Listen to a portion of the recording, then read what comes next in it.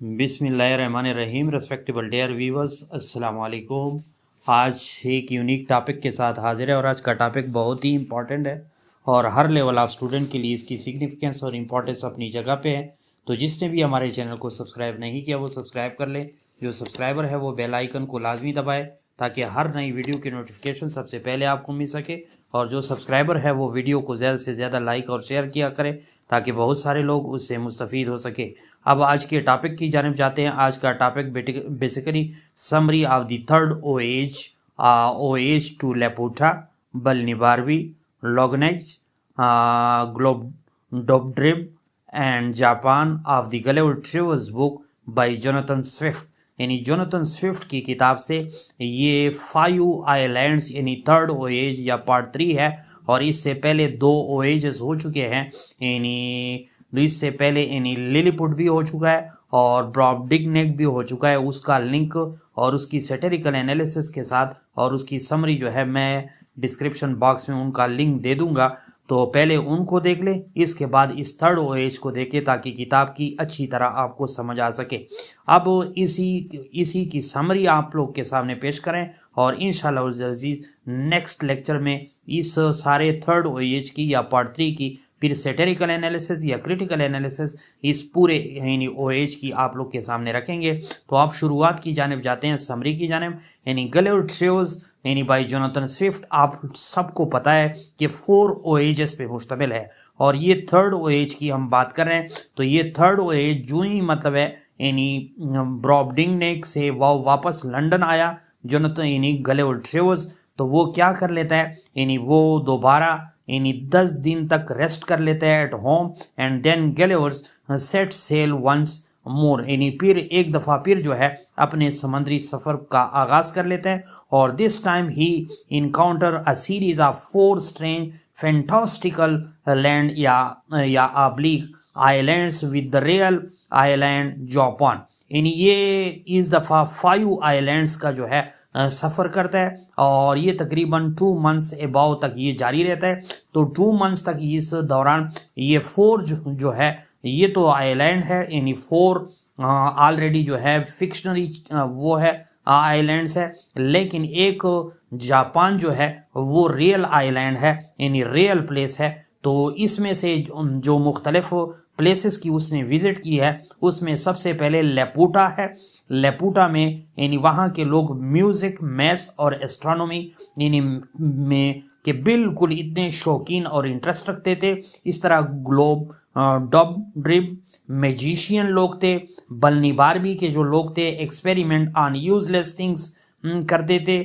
और इसी तरह यानी लोगनेग जो थे वो इमॉर्टल ह्यूमन बींग्स थे यानी उनको डेथ जो थी वो नहीं आती थी। और इन दो का जो फर्स्ट 2 है capital of both first 2 island is Lagado. ये तो थी सिर्फ और सिर्फ इंट्रोडक्शन कि ये 4 OAHs यानी थर्ड OAHs में ये 4 आइलैंड जो है ये फिक्शनरी है और 5th आइलैंड जो है वो जापान यानी वो क्या है यानी रियल वर्ल्ड है या रियल प्लेस है।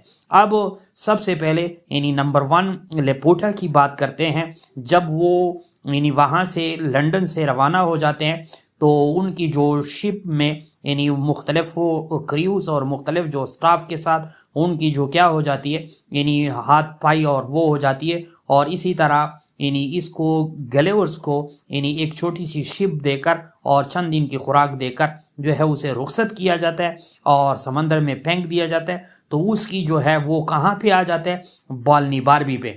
बाल्निबारवी यानी क्या है यानी सबसे पहले उसकी फर्स्ट अराइवल बाल्निबारवी पे होती है। यानी ये बाल्निबारवी जो है ये वो आइलैंड है यानी ये क्या होता है ये वहाँ पे पहुँच जाते हैं और यहाँ से फिर वो लेपूटा की जानब खींचा जाता है। तो सबसे पहले जो उसका यानी आगाज़ है वो लेपूटा से होता है। तो फर्स्ट आइलैंड जो है वो लेपूटा है, लेकिन पहले चूंकि बाल्निबारवी नीचे है और ऊपर उसके ऊपर फ्लोटिंग लेपूटा है तो इसी वजह से पहले पहुंच उसकी बाल्निबारवी में होती है।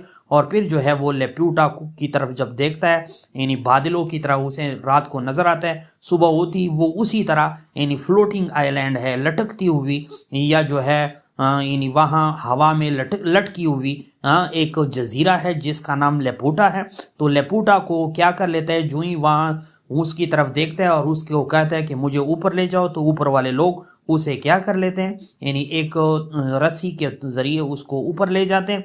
तो गलेवर फर्स्ट अराइव्स एट लेपूटा, तो वो लेपूटा में जो है इसी वजह से चला जाता है। और एक फ्लोटिंग आइलैंड है, यानी एक तैरती हुई लटकती हुई आइलैंड है, और inhabited by the people who are so absorb in abstract thoughts and mathematics that they are oblivious to practical matter. यानी उसके जो लोग हैं वो क्या है, मैथ्स में, म्यूजिक में और एस्ट्रोनॉमी में या अखज़ की गए थॉट में इतने ज़्यादा एब्जॉर्ब हो चुके हैं कि वो बाकी प्रैक्टिकल लाइफ को, प्रैक्टिकल मैटर को ऑब्लिवियस, बिल्कुल फॉरगेट कर चुके हैं, भूल चुके हैं। और the Laputians are describe as being so absorb in their intellectual pursuit, और वो हर वक्त जो है इसी दानाई की परसूट में या पीछा करते हैं, और इसी वजह से उन्होंने physical surrounding of the world को जो है यानी छोड़ दिया है। और इसका जो किंग ऑफ लेपूटा है uses the island ability to hover और other islands to control them, और इसका जो किंग है लेपूटा का, वो इस आइलैंड की एबिलिटी ये है कि ये बाकी लैंडों के ऊपर जो है ऊपर तैरती हुई है, और जिसके ज़रिए वो उन्हें कंट्रोल करते हैं। और hovering over the area in order to enforce rule and oppress the people below, और इसी तरह वो क्या कर लेते हैं, यानी यहाँ पे लोगों, नीचे लोगों पे वो अप्रेस, जुल्म और हुक्मरानी भी करता है।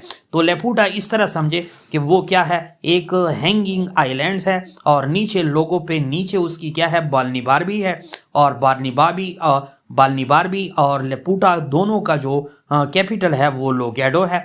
तो ये ब्रीफली मैं बता रहा हूँ, अगरचे डिटेल बहुत ज़्यादा है मेरे साथ, यानी बहुत टेक्स्ट है, लेकिन शॉर्ट अल्फाज में आप लोग के सामने रख रहा हूँ।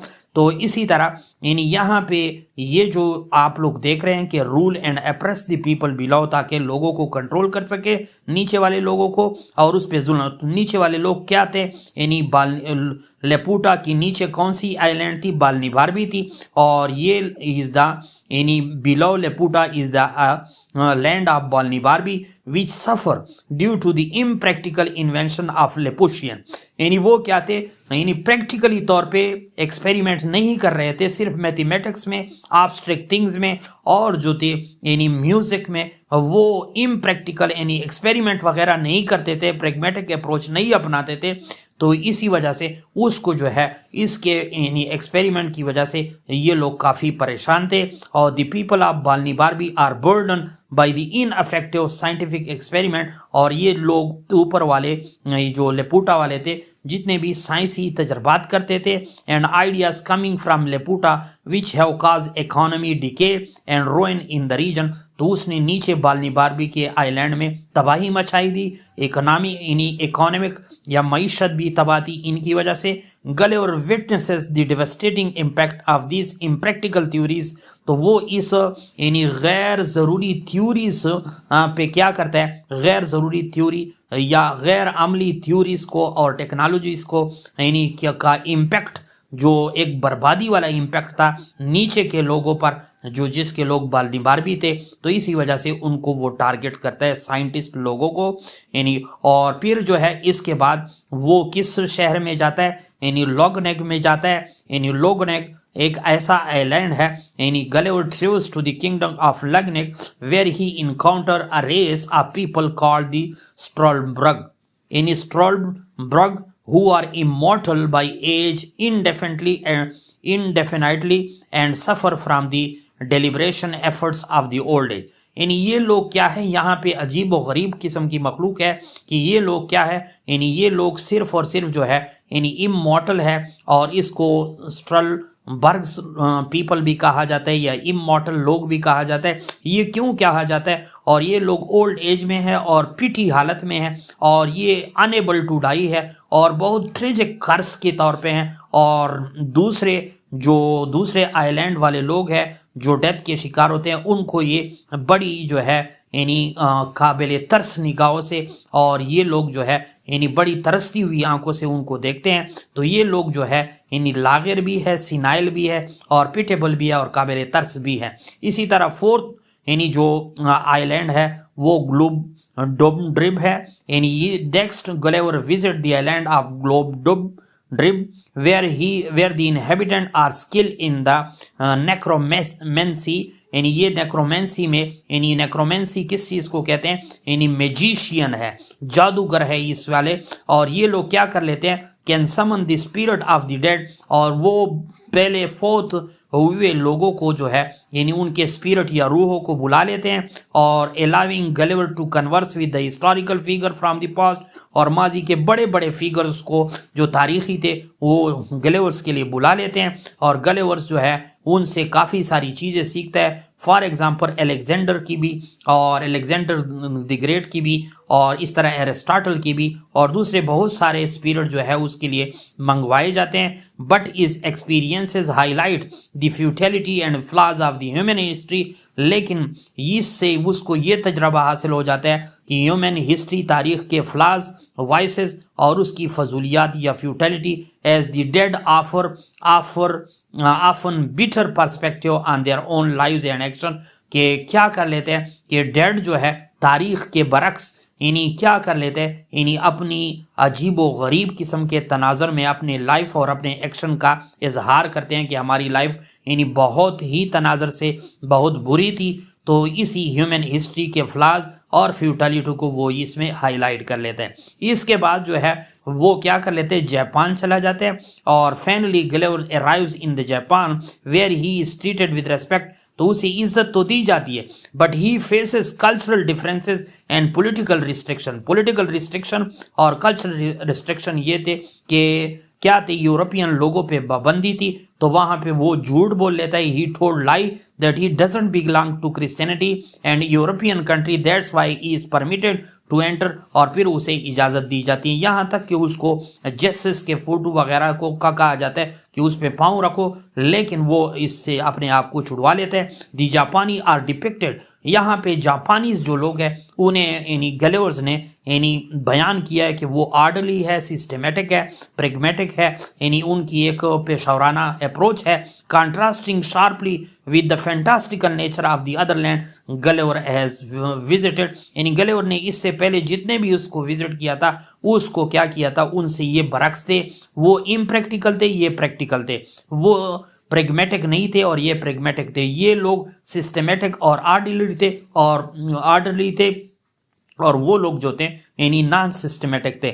इसी तरह इस ओएच की कंक्लूजन आप लोग नीचे देख रहे हैं। द थर्ड ओएच का critic the blind pursuit of knowledge, यानी क्या ब्लाइंड परसूट ऑफ नॉलेज जो पहले साइंटिस्ट पहले यानी आइलैंड में है, the danger of excessive intellectualism या हद से ज़्यादा दानिशमंदी का जो हद से ज़्यादा उसके क्या खतरात फिर होते हैं जब उसका पीछा किया जाता है, and the consequences of immortality या फिर नताइज क्या होते हैं हाँ जब इंसान जो है लाफानियत इख्तियार कर लेता है, while also satirizing the folly of human nature and the pretension of the science and politics, और दिखावा यानी जो दिखावे के लिए होते हैं, शोइंग के लिए होता है, साइंस और पॉलिटिक्स का यानी दिखावा या फरेब जो है दिखाया गया है इंग्लैंड में। तो अगर आपको ये चीज़ पसंद आई है तो नीचे कमेंट सेक्शन में हमें बता दें, और इंशाल्लाह अज़ीज़ इसकी सैटिरिकल एनालिसिस भी आप लोग के साथ रखेंगे।